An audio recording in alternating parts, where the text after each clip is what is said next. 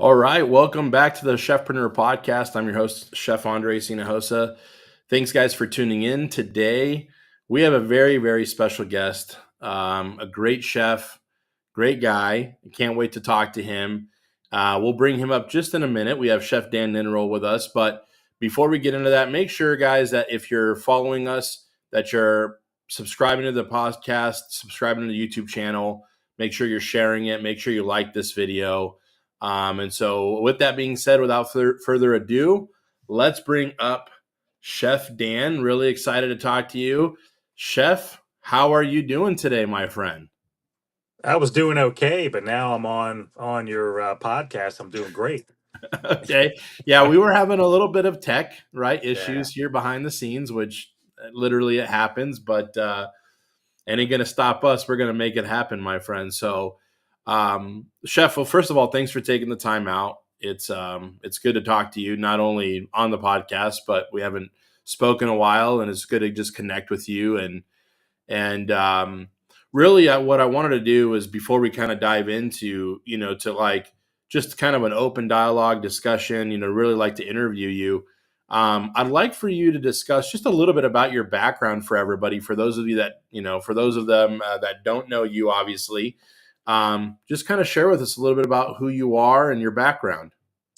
Yeah. So again, my name's Dan Ninerell, and I was a corporate hack for well over 30 years, and I worked in finance. I worked in supply chain and logistics, and you know, everybody during COVID, they sent everybody home. And, I'm sitting here in my office, which is right here, and right behind me is my TV where I have my YouTube. And I'm thinking, man, when am I gonna like retire, right? I'm looking at the end and I'm thinking like, I don't know. I got more gas in the tank. What do I want to do? And like I said, we're 100% remote. We're home. And I'm thinking, what do I want to do with the rest of my life? I don't want to retire. I want to do something. I've always cooked. I've been cooking. When I was much younger. Single guy living in an apartment. I was watching. Great chefs of the West, great chefs of the world. Emerald, all those PBS series that were on. Saturday afternoon, and that's how I learned how to cook. My mom, God bless my mom. She Sunday meal was the best. I have an Italian background. We always had some kind of Mm. pasta. Oh yeah. Love that. But during the week, so I became self-taught, by watching. At that time it was TV. This is before internet. And fast forward to that point I was telling you, with COVID, they sent everybody home. Mm. What am I going to do? And here comes Chef Andres. Hey, we help kitchen cooks and home cooks start their own culinary business. And I'm like, okay, all right, what's this about? Right. So we scheduled a call, and, he walked me through the process. And I'm like, well, God, I've been doing this for a long time. This is something they say, follow your passion and, do what you like to do. And I'm like, I want to do this. So, Chef Andres was my coach, my mentor. He helped me establish my business that I have today. That's growing, and that's just a teaser. We'll talk more about it when we get into the interview. But I'm grateful to be here talking to this man. Oh, thanks, Jeff. Well, I think that your story has always resonated with a lot of people. To be honest, I don't, it's hard for me to resonate on well, I wasn't necessarily as your quote because I was, reading the kind of the podcast guest sheet here that you kind of filled out. And I just love that you put corporate hack just Corporate hack. because it just sounds funny, right? Just saying the word corporate hack. But I mean, I was a corporate chef in hotels for all my career. So I guess I can relate on that corporate side. But I know that you're talking more about probably office type Working in of corporate. cubicles and Yeah. things like that. Yeah. And so I Right. can't empathize with that, but I think there's a lot of people that can. And tell me, Chef, a little bit about, because I want to just kind of dig in a little bit more to that. Not necessarily on the corporate side, but what's your background before food? Like, what were you in? Well, when I was 18 years old, my girlfriend at the time, I was dating her, and I'd go over her house, nice neighborhood. Her dad always had nice clothes, nice car. I said, "What's your dad do?" And he's like, "Oh, he's in transportation. He's a salesman for a transportation company." I'm like, "Really?" He's like, "You want to see if he can get you a job?" I'm like, "Yeah." So here I am. I'm 18 years old. Her dad got me a job, loading and unloading trucks on the docks of South Philadelphia. That's what I did, right? I graduated high school. I didn't go to college right away. South I Philly, man. started, yeah, I started working on the docks, and next thing you know, 10 years. I'm thinking back. I'm like, wow. I said, because I moved up. I from the dock to supervisor in the office, management and all that, and that became my career, supply chain and logistics before everybody knew what Wow. that was. Wow. Yeah. So, yep. That's pretty impressive. Yeah, no, so really, I mean, to say it, yes, you ended up kind of in the corporate, quote unquote, kind of cubicle hack, but job, as you call it. Again, I think it's just funny when you say that way. But what I like is that you came up through the ranks kind of as like a skilled laborer to a degree, right? I mean, to say it to that way, like you're doing the grunt work, but then you moved up into the logistics and kind of the overseeing and worked your way up, which is pretty impressive, to say the least. And you were talking about your mom, chef. Was it your mom or your grandmother you said on the Sundays, on the Sunday dinners? My mother, but my grandmothers, I mean, they were from Italy or first generation, so they always brought it. So, Yeah, yeah. yeah, that's awesome. Now, just as a simple, just like topic of like relating, is it marinara or is it a Sunday gravy? All right. So you're gonna drag me into that early into the interview, right? It's Oh, I got to a sauce. little bit. I just got to get the It's spices flowing. all right. It's sauce. Like I always think the New York people. New York's about 2 hours north of us. I live in the greater Philly area, and that gravy stuff. But a lot of South Philly Italians, they call it gravy, and we have this argument, a fun argument. So I ask like off the boat Italians all the time, "What do you call this?" And they said sugo. I said sugo. I said that's sugar, right? Or sauce, right? And they're like, "Yeah, sauce." So I'm like, sauce. There it is, and they still don't believe it.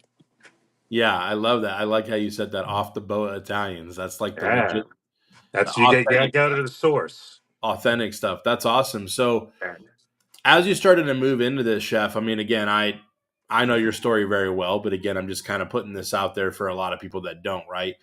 The aspect of it, like, give us a little bit of background about your business. What is the business name, and why was that such an important factor in what you're doing, of like how you kind of, we came up with that concept, but just kind of give us the name of the personal chef business that you have, and tell us a little bit more about why.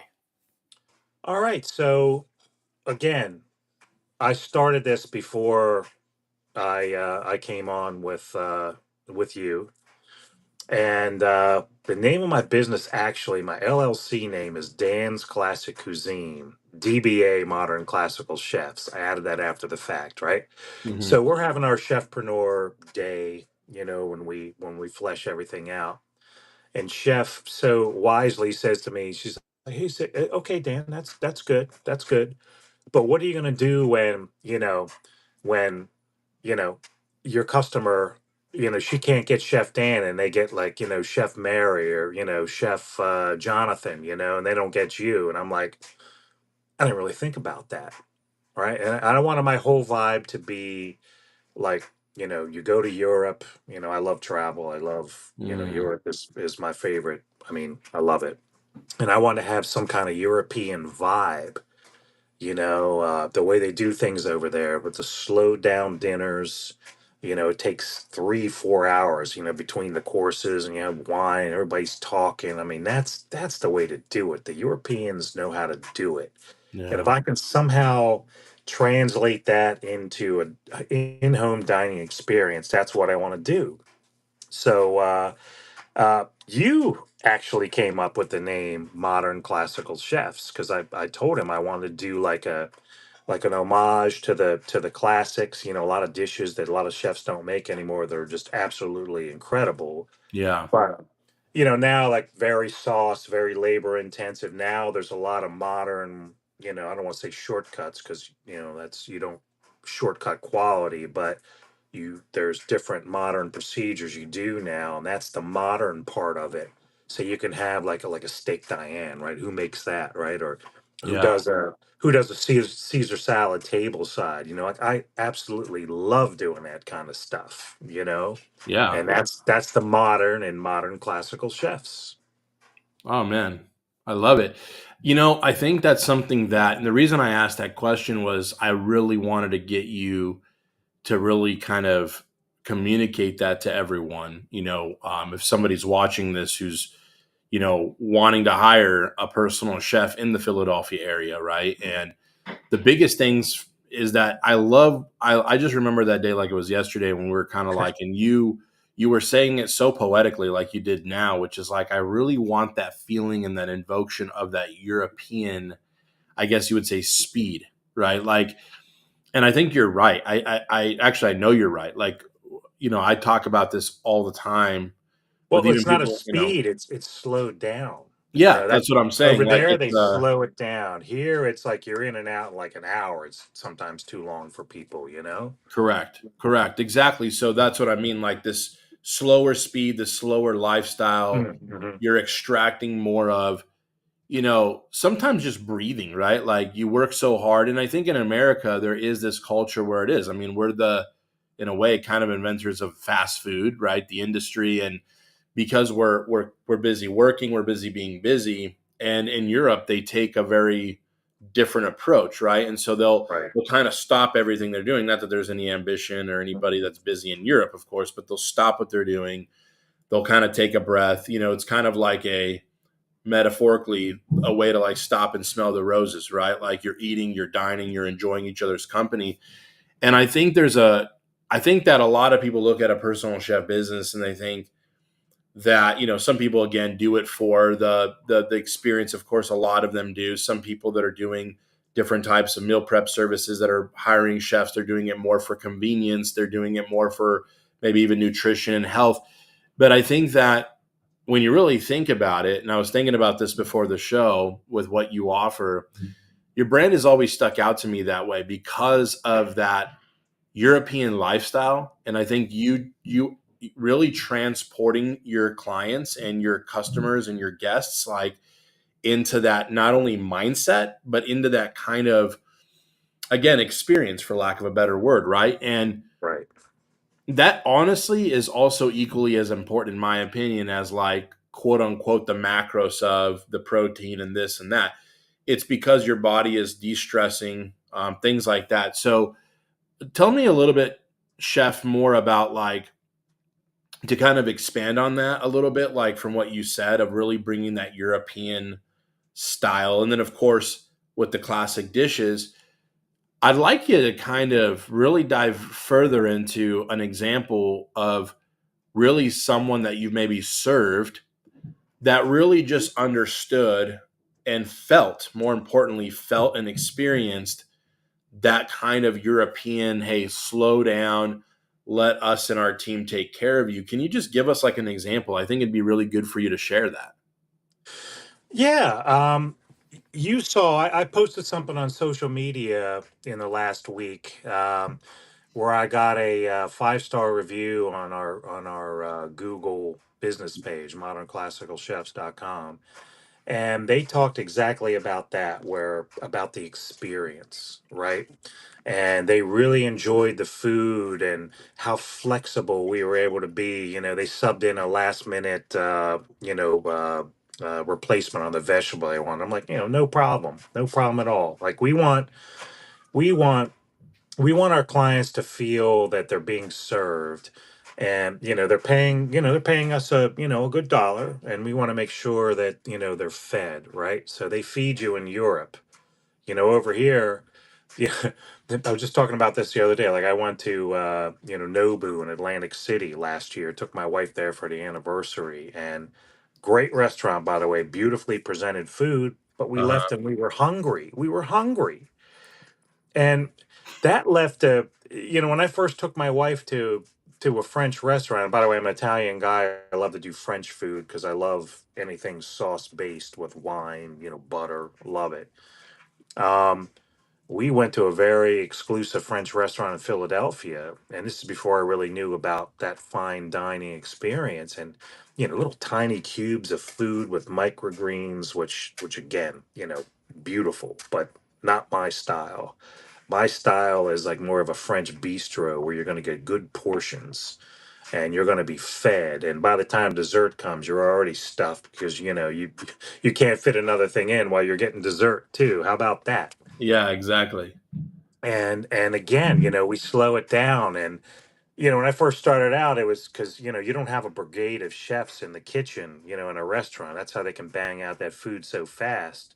You or your sous chef, they're doing all the food. It's one offs. You're cooking each course, then and there, and you're often constrained by the size of the client's kitchen.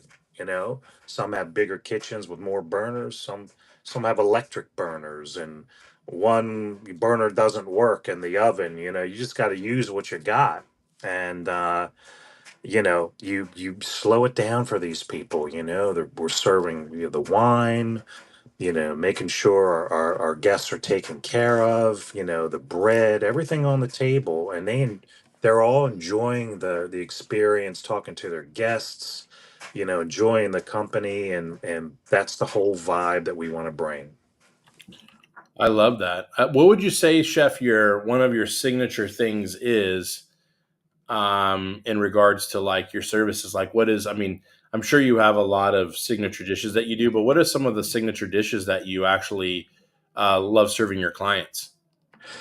My biggest and most requested is my cognac shrimp. I do this a lot.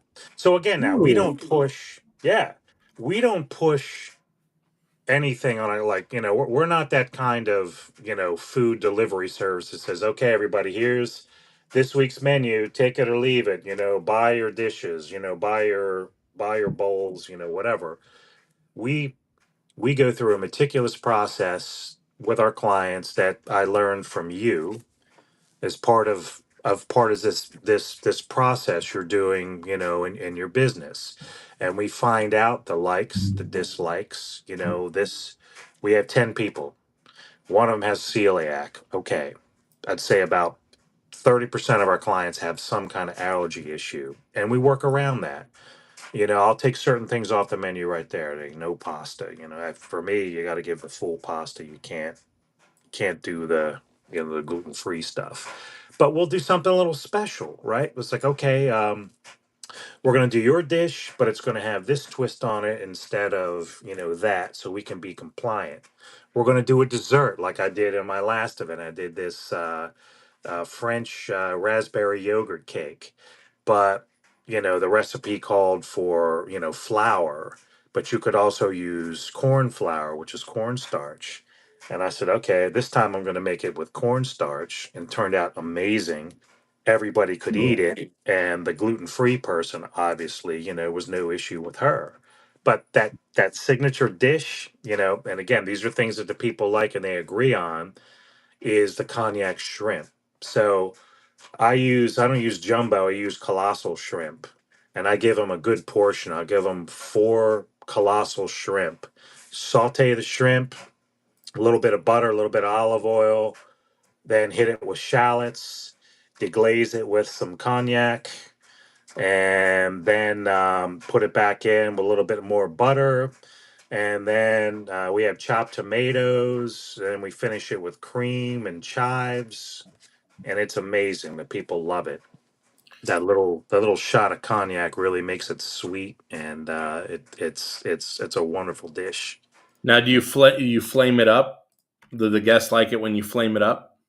Well, if I'm cooking table side, they want to do it, absolutely. If not, then I'm in the kitchen away from them. So generally, I just want that alcohol to burn off real fast so I can get on with it and get on with the service. But no, it's like again, whatever. If and people like they come up to us and they're like, "Can we watch you?" And I'm like, oh man, this is like chef stuff. This is what goes on. You can't see this, or we're gonna have to shoot you. It's like, everybody laughs. It's like, oh, you have a curtain? Like, what do you mean? Well, this is like the wizard, right? You got to have the curtain. You can't see what's going on behind. Oh, Dan, you're so silly. It just, whatever. You have a good time with them. Yeah. Yeah. No, I love that. I love that. I think that I think that people like, again, they like that experience as well, right? They love Right. seeing the fancy dancing. I actually am pulling up. I hope you don't mind. I'm actually pulling up the the review that you had. I think there's one. This one was one day ago. Was it from your client Nye? Yeah, nice. So I had Nye. two events, and this is the way it goes in this business, right? Sometimes, it's a little bit of time between calls, but I got like on a Wednesday, I got two calls. This was one client on a Wednesday, and she wanted to do a dinner for her parents on a Friday. And then another one called me Wednesday and wanted to do a big dinner party in Bucks County, Pennsylvania on a Saturday. So we were able to pull those both off. And this is one of my services. Like, I want to tell this to some of the chefs out there that might overlook this. And I do modern classic dining for two, right? And to me, I like doing those because it's more intimate, and I can really open up my menu. Because if you're trying to cook like duck with a framboise sauce or something like that, and trying to do that for 10, 15 people, that's hard. But you can open up your menu for two people, and it's much more intimate. And generally, like they'll be seated at the kitchen island, right off the kitchen, and they're watching you, and you bring the food out and sauce it in front of them. They love it, and Oh yeah. that's what this couple was. This was a dinner for two. Well, I'm going to read this if you don't mind. Not at all. This is going to be great. So, they said, phenomenal service. Chef Dan is the best and a master of his work.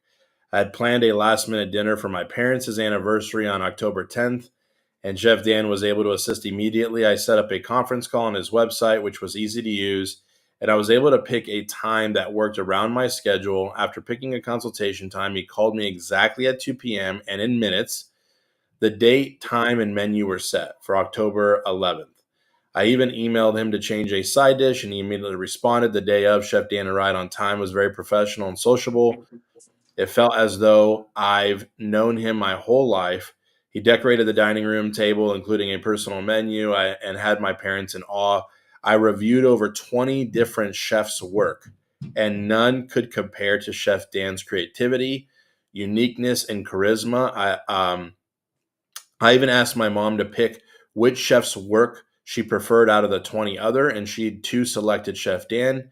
It was meant. I don't post a lot, and my mom is a very harsh critic, especially when with trying different dishes, but she enjoyed everything, especially Chef Dan's signature dish, the cognac shrimp with scallops and tomato cream sauce. My mom said the surf and turf were delicious, and my stepfather licked all of his plates clean, including the cheesecake for dessert. I'll be definitely be booking Chef Dan again, and you should too. Just wanted to really share that with everyone because I think again, it's a constant reminder, Chef, and we've talked about this before as well, right? With in regards to just even like you were saying, and what I love how the review said, not only were you positioning that kind of beautiful experience that you really catered to what was going on, right? Getting them to slow down, getting them to enjoy each other, really bringing that European feel. But then on top of it, that European feel doesn't just start when you're in their house. It actually, she was listing like it was so easy to use the website, it was easy to book with them, it was easy to consult. And I think that so many times we think that again, the food has to be good. Clearly, they loved the food, and you were describing the cognac shrimp right now. And honestly, I just ate a steak sandwich for lunch. We were talking about that before the show. Okay, I do these little steak sandwiches with tomato and hot peppers, whatever. And I think I could still throw down some shrimp right now. If I, like I'm still hungry enough to throw down some shrimp. But I just wanted to share that because the biggest thing for me is as well is we need to look at the approach, like you're saying, at Mhm. what the client of really catering to them and not for the lack of a better term of catering, but again, just really giving them the experience from start to finish. Right. And I mean, this is a great client, right? 20 people that I think it sounds like they've used 20 other chefs. Was that correct? They've used other chefs, but and boy, when you're done, there's a whole lot to unlock in that review that I want to go over Yeah, when it's please. my turn. But well, first of all, it's about the process, right? So again, for those watching, Chef Andres, he's my mentor and helped develop my brand. Everything that you all know me for, it was through Chefpreneur, and that's why I'm so grateful to be on here and tell other people. Oh, I But appreciate that. you know, there's plenty of chefs out there that can cook the pants off of me, no doubt. But there's not plenty of chefs out there that can out personality me, and that's where it comes in. So I knew I had something. I knew I could cook. I have a great personality. I love engaging with people, and that review right there says it. So, but it's a process, and the chefpreneur model, they teach you the process. So what this client referred to, she went through our website, and professional, like I want to out professionalize the other guy too, right? Yeah, And so you come to my website, and by the way, they found me. I track this metric too. Like, I ask every client, how did you find me? Oh, we looked on Google and you came up at the top. So when you search private chef or personal chef South Jersey, or it's my area, names will come up. So that's when she said probably 20 chefs were on there, but I came towards the top. I love it. Spent a lot of time ranking with SEO. That's another topic. But they were able to contact me. I have a process on the back end of my website, and it shows my calendar availability to the client, and they could pick that time, so which was 2 p.m. happened to be for this one. When they schedule that consultation, it goes right into my calendar and hard coded. I didn't even know about this. I was going home one day, the same day she did that. She scheduled the consultation. I looked, I'm like, oh, I got a 2 o'clock. Great. I'll be home at 1:40. Perfect.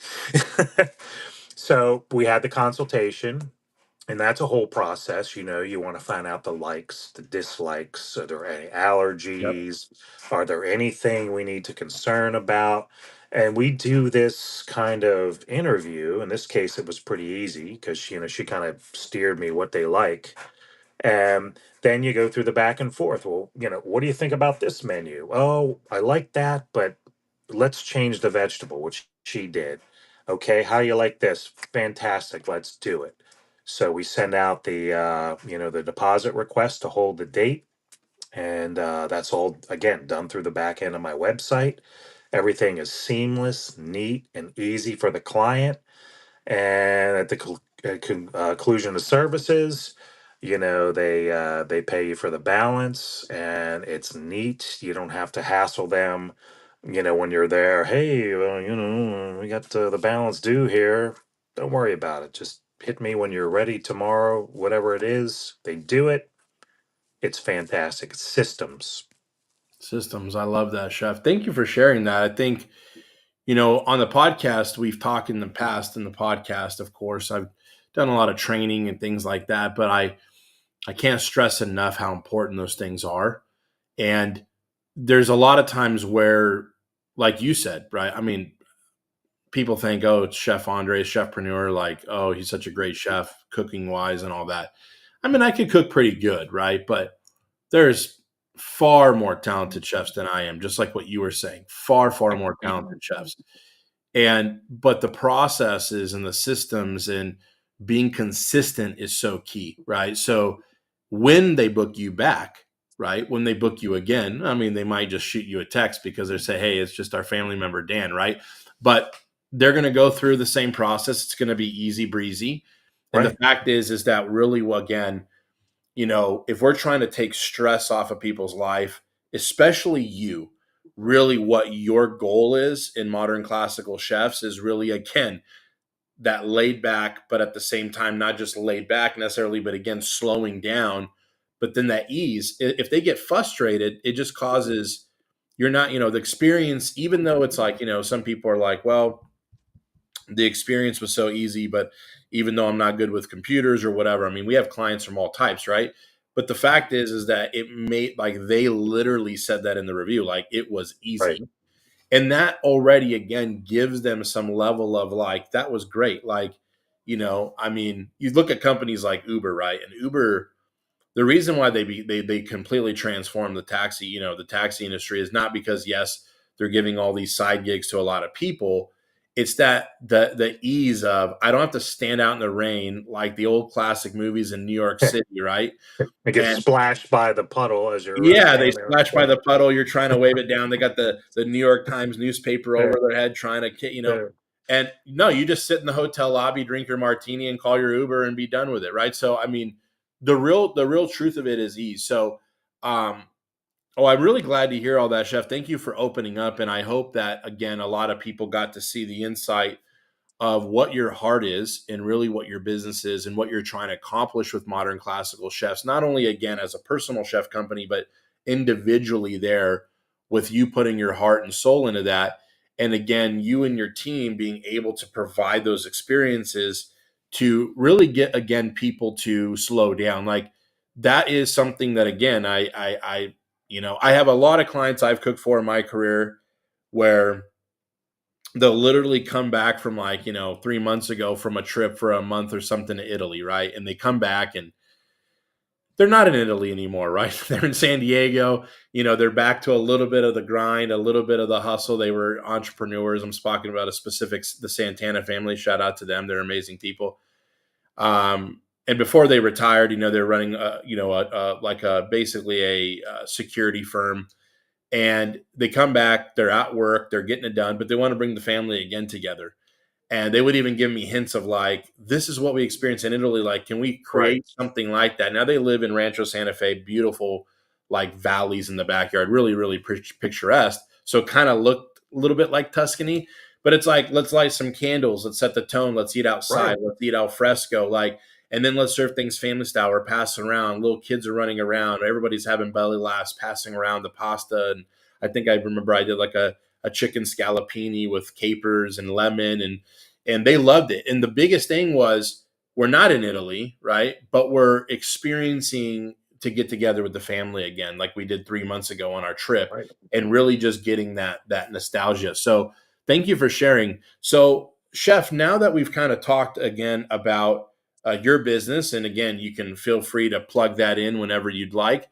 I'd like you to even just ask me any questions for our audience of like anything that you might want to discuss today, whether it's with the business, whether it's just maybe our thoughts on the industry as a whole. Like, I want to give you the floor and open it up for you. Yeah, that's a good question, right? Because I follow you. I mean, I see you on my social media feeds every day, and of course, I know you on a more personal basis. But my business launched. I was thinking about that before I came on earlier this morning, and September 22 is when my website launched. So I'm out there for over 2 years.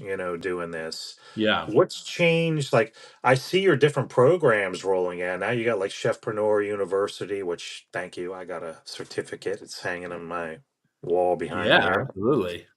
But like, what are you seeing now from the people? Is your message resonating with them? Do That's a they good question. see? Because like I see these, I talk to chefs and everything when I'm out, and they're like, oh, I'm working here, I'm working there, and I say, I never want to have a restaurant because I don't like that whole thing with the guys berating you and you got to pay your dues and you got to work holidays. Like, what are the people, are they resonating with that, or they get it now? Like, what are you seeing now? That's a Honestly, that's a fantastic question, because you're opening it up for me to kind of maybe share some deeper vision on what I've seen since we've started this almost 6 years ago. And that's a great question. In fact, man, these last couple podcasts, Amber asked me some good ones. That's probably the best question I've been asked so far, to be honest. I think it's funny you mention it, because right now, even with Chefpreneur, we're looking at, it's really hard to coach and mentor people to a degree because there's only so much someone can do from one side, right? But at the same time, things are always evolving and changing. So you're trying to hit, you're trying to take what we try to do as chefpreneurs is we're always going to follow the recipe and the method that we have really known that works. Okay. Right.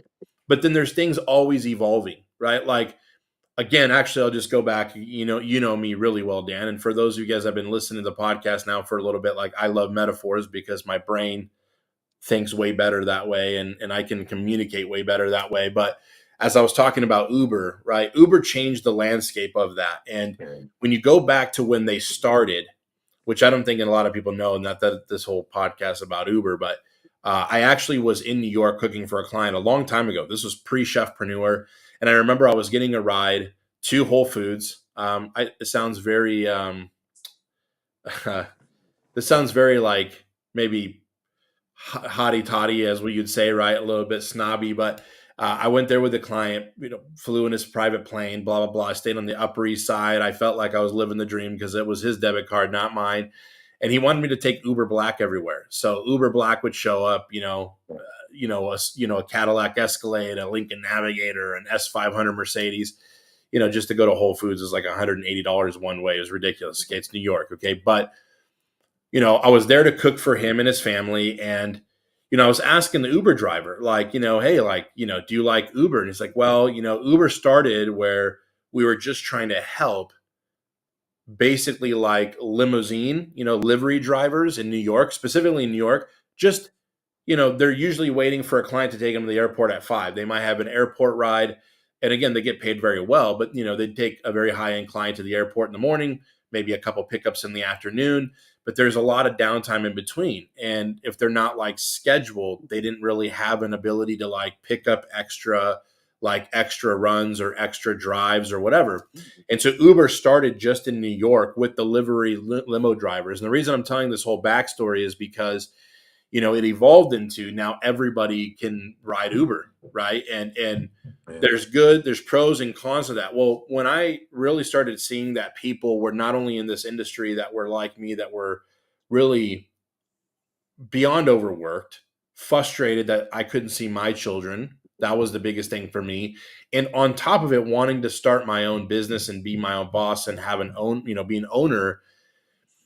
I didn't want to shell out $1 million in the restaurant. I didn't want to shell out hundreds of thousands of dollars in any kind of operation. And but I wanted to be my own boss. So that's how it started, right? What has evolved and what we have seen, as weird as it sounds, it's like as we've helped and coached chefs, not only has our programs evolved, right? Our method is the same, just like you were saying. Actually, I love what you said earlier, Chef Dan, was like, there's the classics of like your shrimp dish or like the classic tableside Caesar, but there's modern twists to certain things that you're doing.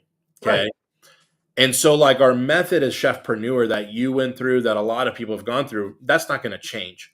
What has evolved though is the tactical side of certain pieces of it that really keep up with what's going on. So I think chefs are still getting more burnt out. I think that there's still a lot of that still happening. And in fact, we all know that inflation is through the roof right now. We all know that the cost of everything has gone up.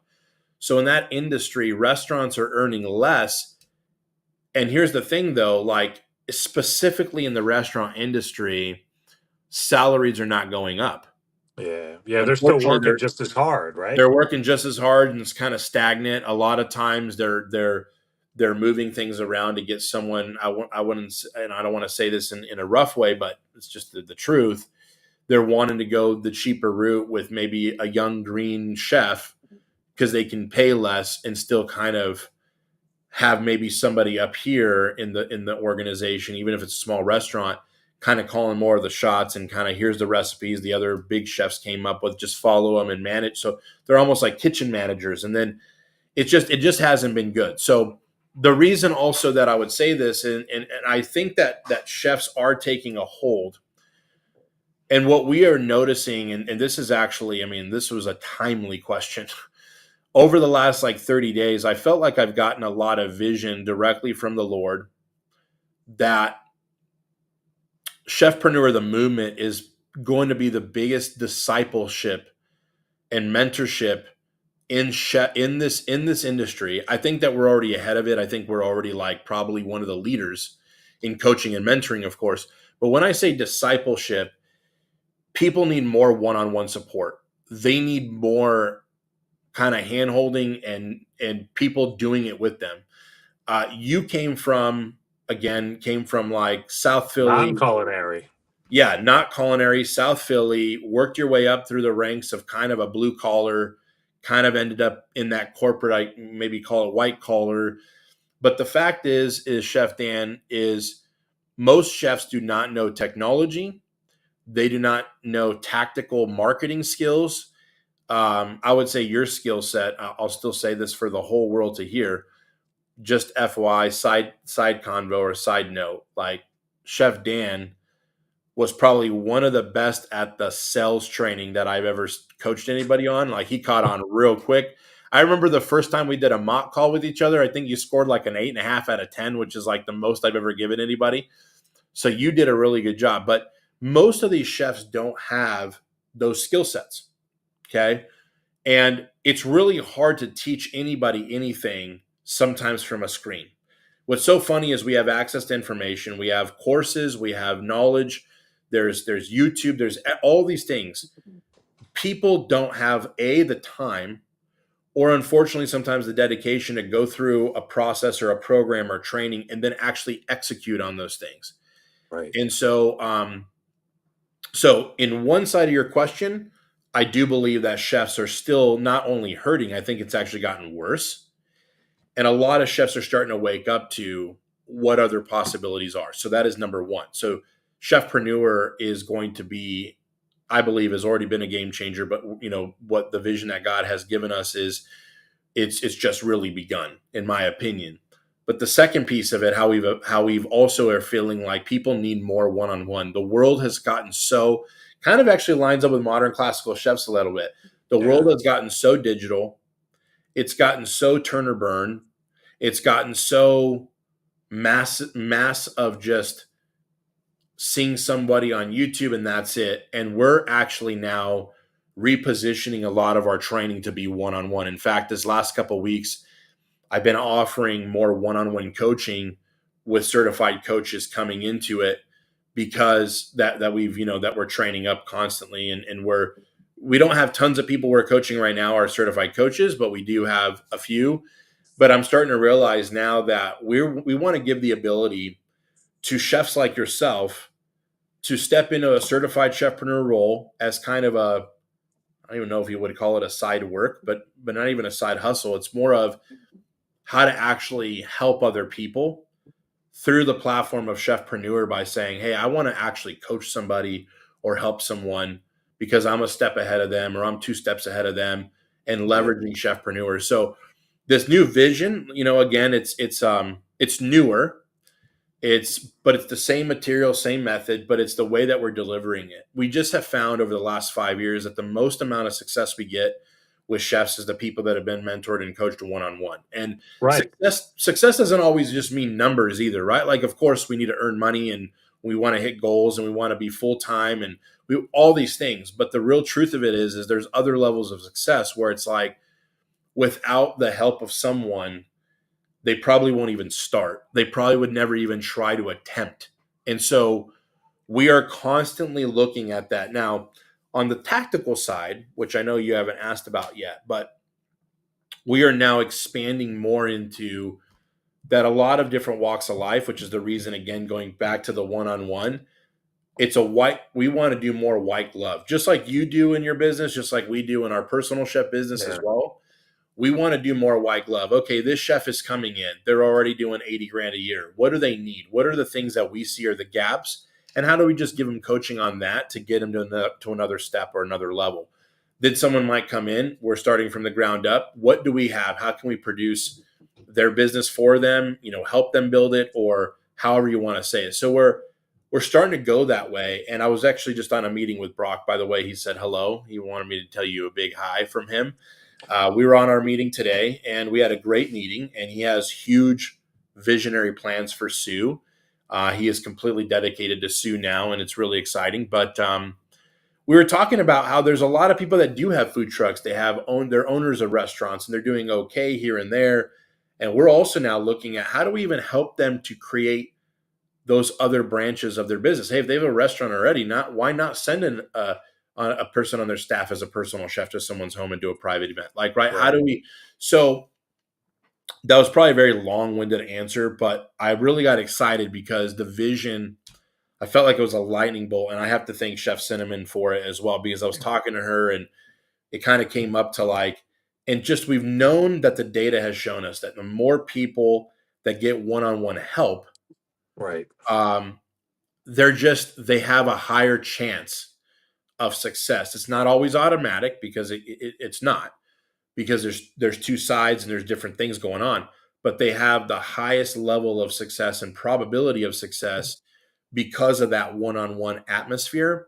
And the old school, I think I was talking to Chef, was it Chef Joe yesterday? Shout out to Chef Joe. I was on a little strategy call with him yesterday. Great guy. And he went through an apprenticeship program in culinary school, right? It was actually more of apprenticeship in Keystone, Colorado, where he was literally working in a hotel and then like transcended into education, but like it was like kind of a working school, if you may, from what I kind of understood. And the chef business and being a chef was like that for many years. You didn't really have culinary schools. You apprenticed under some French chef, like you said, that would Right. probably burn your knuckles, every day, but you learned pretty quick and you learned good. So um, I think that we're taking to the university. The reason why we really put out the university is because we wanted our base core of our online training and online education to be very, very robust and very in depth. And we decided, like, okay, we're going to have, I mean, it's over 180 training videos. It's a massive thing. But the fact is like, it's not about the sheer number of the videos and the training that we do. It's about how much more in depth and robust everything from paid advertising to all forms of marketing, email marketing, a full training on all of that, even more in depth. So we needed as well a foundational educational online educational piece combined with the one-on-one hand-holding to get people to where they need to go. I don't even know. Hopefully that answered your question, kind of. Yeah, like there's a few things I want to comment on there. And number one is about, having a coach. So, you know me, I do a lot of networking. I'm out, a few times a week, networking, and I talk to my people, and they're, oh, I would never get a coach because, let's take a guarantee the results, I'd never pay that money. And I'm like, well, why would you go it alone? Right? Like, okay, I have a skill set, okay, but I don't know how to scale it the way you did, so I don't know how to form a business. Why would I want to go through all that by myself Yeah. and struggle? Why not tap into somebody that's done it? That's why I hired you, because you specifically work in this business, and you definitely fulfilled that niche, and then some. And then, now you're doing these different modules, which is good. But I think like a couple things, like number one, you're talking about these chefs and what they have. A big thing that you might want to incorporate is, how do you translate these, haute cuisine restaurant style dishes into home cooking? Because Yeah. I often find myself like, how do I want to do so much, but I'm limited by my client's kitchen. So I kind of have to adapt a lot of things and, make it work what I have there. Yeah. That's something. And then the ever present marketing thing. So I spend a lot of time, on marketing. How am I going to do this? I have a bunch of people on my network. I know if I throw thousands of dollars a month, I can do everything, but often, don't have a budget like that. So I have to do a lot of this stuff learning, and, social media is part of it. And now, going back to that review, that you mentioned earlier, they found me, on a Google search. So now I'm starting to rank. But a Yeah. lot of people, and I know because I see some of those people comment on your threads. I'm like, these people don't get it. Some of them are kind of mean and nasty, and they want the instant hit. Everything these Yeah. days is instant, Correct. and this is a long game. Like everyone that of my colleagues and my network that does marketing, I said, Dan, it's a long game. And now, over, I'm working on my third year. It's starting to pay a little dividends, but people don't understand that. Yeah. You have to put the time in. Like if you hire a coach, you have to put the time in and take to heart the lessons you're being taught. And if you don't, then that's on you. It's not that, oh, Chef Andres was a terrible coach because I didn't make $1 million in 2 weeks. No, it's like, did I Yeah. follow what he told me to do? Oh, I guess I didn't, and that's on me. Yeah. Yeah. I appreciate that comment. It's so hard, Chef, because and it's not a scapegoat, right? Like a lot of bad coaches too, You obviously. got to put the work in. You got to You put got the to put work the in. work in. You got to put the work in. And honestly, like, I think part of, and there's humility in what I'm about ready to say is when I first started this, because I was seeing success in my business. Now I didn't have the coach. God, I honestly, I wish I don't even know. Honestly, I look back if somebody was able to do what I've helped people do to me when I first started, I don't even know where I'd be at. Like, I think I'd be like twice as far, to be honest with you, because the momentum would have picked up a lot sooner than when it did. But the real truth of it is, I also see that as a blessing for me to be able to help people. Yes. But like the real truth of it is like business is never going to be easy. There can be things that make it a lot easier and there's a lot faster paths to take, definitely with a coach, right? Like, and there's Absolutely. only certain things that people can help you do. Like, Michael Jordan could teach you how to dribble and how to play a decent level of basketball over the course of, let's say you spend 3 months with the guy, right? First of all, I don't even know how much that would cost. It'd be ridiculous, right? Like, you'd have to be a multimillionaire just to have that privilege. Okay. But you're probably not going to hit the court being Michael Jordan. Clearly, that's not going to happen, right? And so, like you said, I think there is this industry, and I think it goes beyond any industry. It's funny because every single thing that you have, when you really look at the depths of it, it's never instant. There's instant wins, but it's a long term. And one of the things I was reading your sheet here, just even to dive more into marketing, one of the biggest takeaways that I want everybody to realize and everybody to write down, and even for you, Dan, like, I'm realizing the number one thing that will continue to drive levels of success is to be consistent. I mean, Yes. it's Consistency. such an easy concept. And honestly, I will self admit this, hold my hand up, put my hand on the heart. I was not consistent in Chefpreneur with a lot of our marketing. We were sending emails sometimes we weren't. Sometimes we were running ads, sometimes we weren't.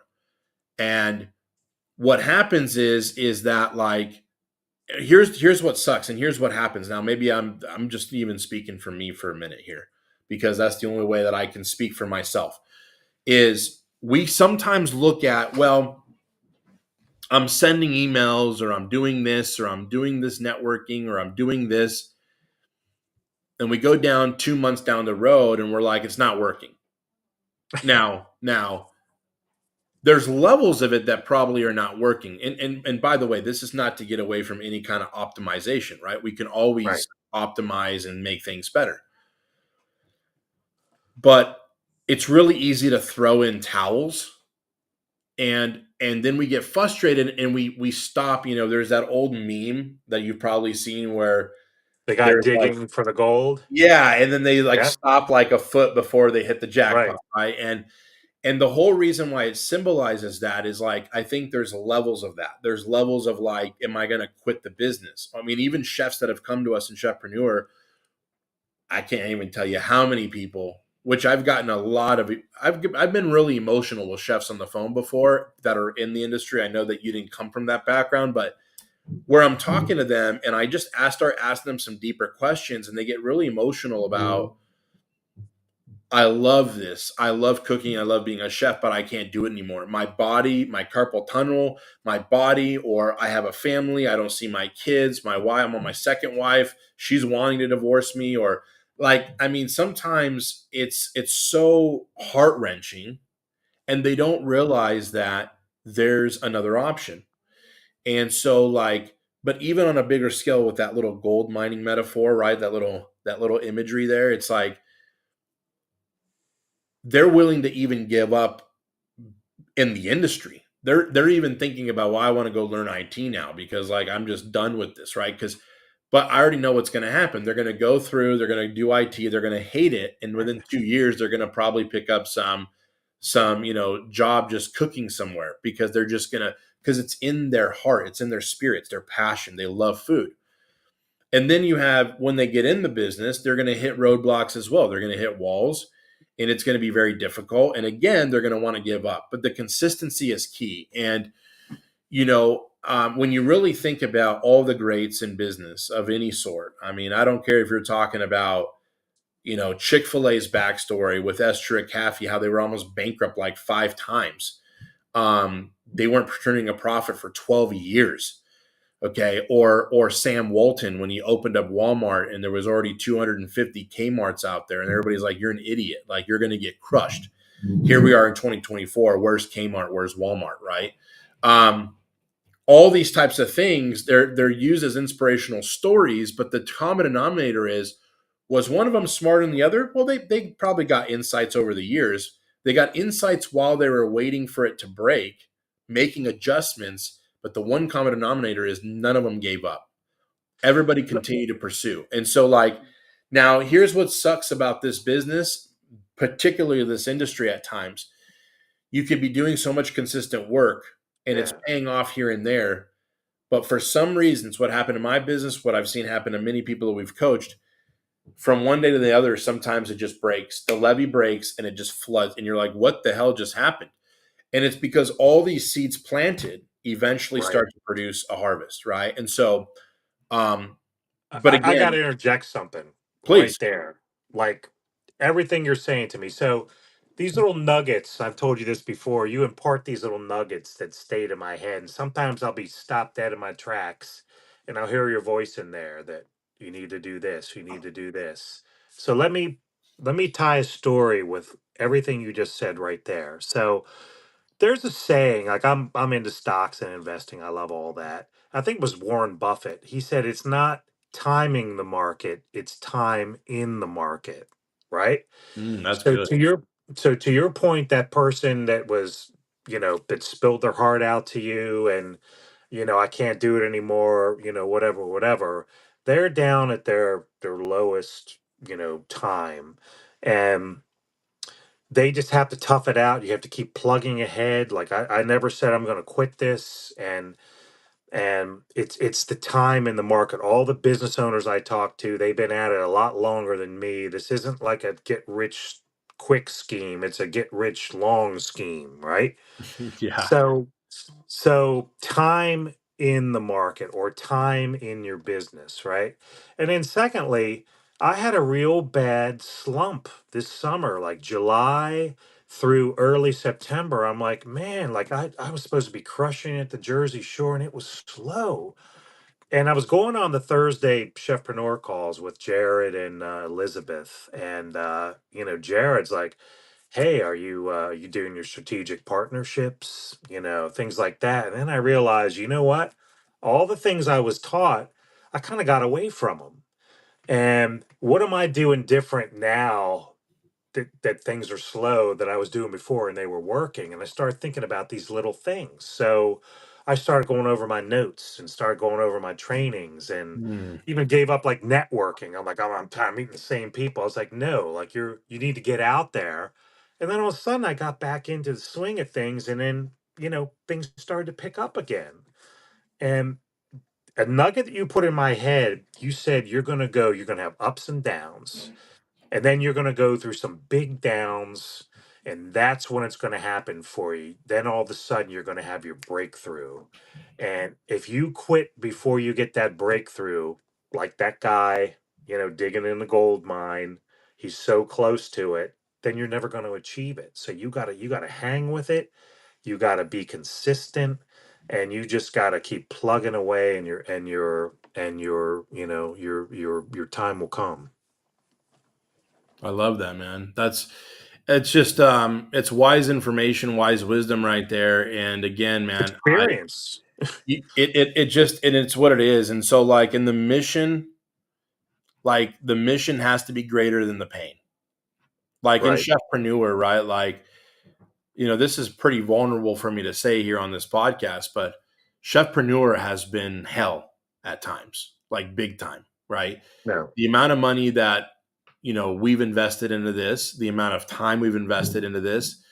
I keep telling people, if I would have been doing this for money, like, I don't know if I should have even started if it was all for money, because it's not like it's been producing, and not that it's not producing, but we reinvest. We invest in our team. We've invested in different things. We've invested in coaches as well that have really helped us.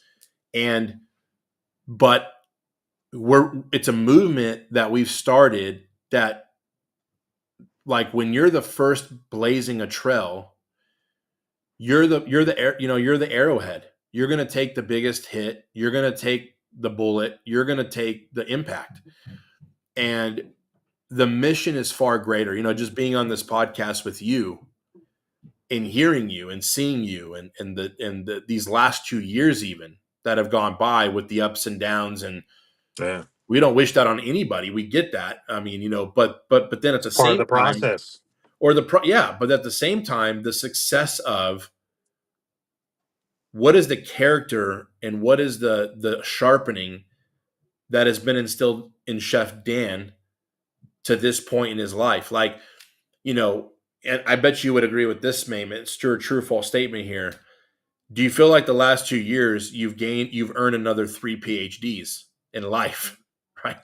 1,000% true. 1000% true, right? And then we have to wonder again, which I won't go into the whole success stuff, but I'm starting to realize, like, people can't take that from me. People can't take my heartache, my pain, my will to succeed, my will to, honestly, why we do this in the first place is we truly actually give a damn about people. We love helping chefs.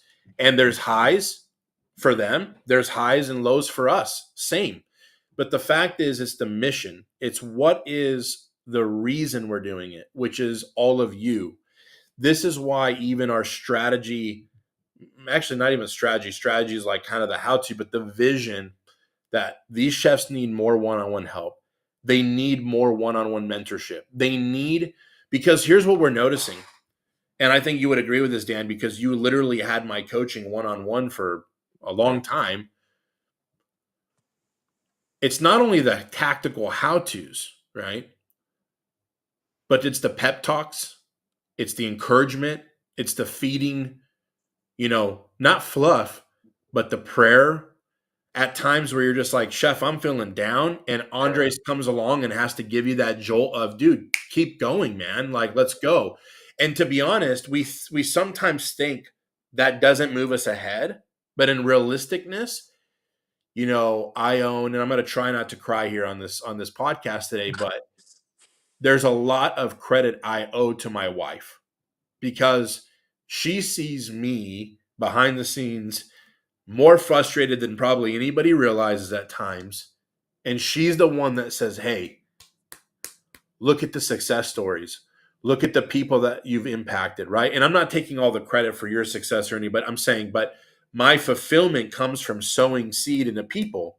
And Yeah. that's what I believe what God has called me to do, right? And Oh so I'm yeah. sitting here and she'll tell me, remember what this is for.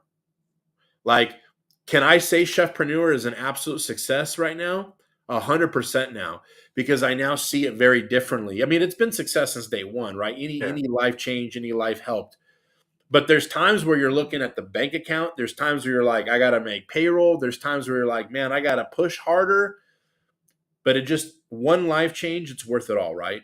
So Oh, did I lose you? There you are. And so the biggest thing for me, Dan, is what you said. So it really it resonates a lot with, and I think with a lot of people, the mission has to be greater than the pain.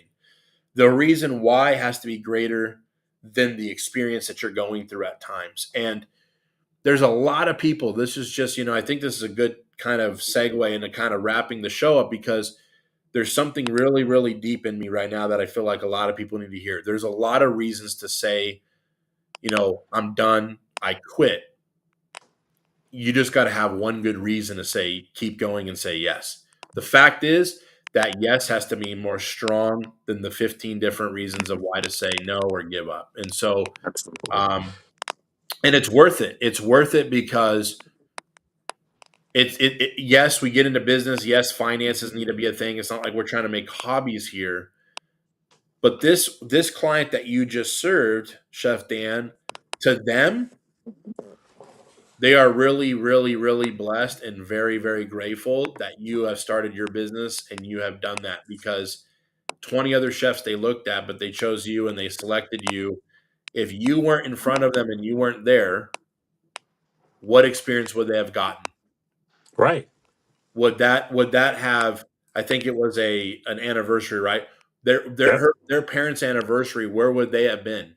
What would that Right. anniversary have looked like, right? So, again, it's not a life or death situation for your clients, but that's a reason why to say, I want to do more of that for people, not for the just of course not for the money. We need the money, we need the investments, and we need all the income, whatever, but that's the reason why you do what you do. Is how I gave them a piece of modern classical chefs. I gave them a piece of Europe. I gave them that experience. I gave them what I set out to do, and that's such a blessing, man. It's such a blessing. And so, Dan, do you want to say any last words before we kind of end the show Yeah. today? Once again, I always love talking to you because, I have your number on speed dial still, but I leave you alone because you got other chefs you got to bring along. So don't think I forgot about you. That's why I lay low. But I know where to get you if I have a question. But yeah, just the biggest thing, and by all means, people, I'm not a multimillionaire here. I'm plugging away, but I have those same concerns, just like Andre said, that, I left a six-figure paying job with a beautiful bonus structure, and I took a leap of faith to do this. Okay. That's what I walked away from. I got a wife. I said, give me 3 years, honey. Just please give me 3 years. We just had a big anniversary a couple weeks ago, and I would have loved to take her to Italy, or, do a big trip. And, I did the best I could do, but she supports me, and she says, you got to do what you got to do, Dan. And I'm like, oh, thank God, she's on board. I don't want to lose that. But, we're human and we go through these. And that's where the coaching comes in, right? Because you need someone that's been there that can tell you, you know, when you're down, this is okay. This is what's going to happen, right? Then you need systems, right? This is where the program, comes in. Like, I was coached very well on systems, so I have that front end process down. Yeah. I have my back end process. I have this wonderful piece of software which we barely touched on called Sous, like Sous Chef, SOUS. That does that where the women reach me. It all goes through my website, ties into my calendar.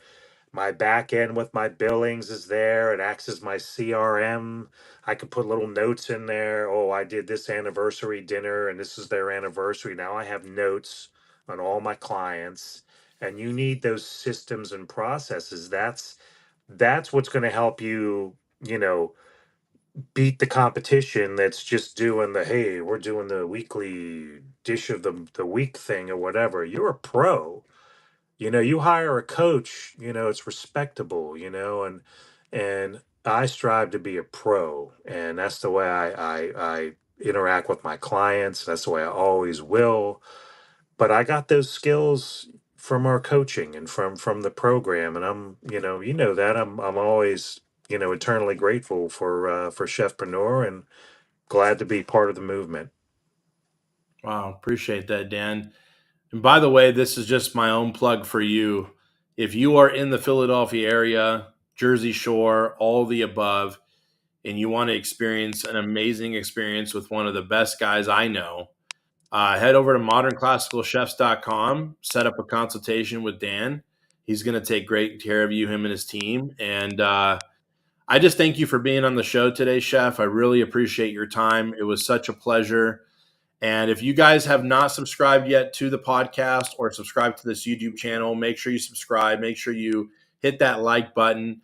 And again, we will see you guys next week. Take care and God bless.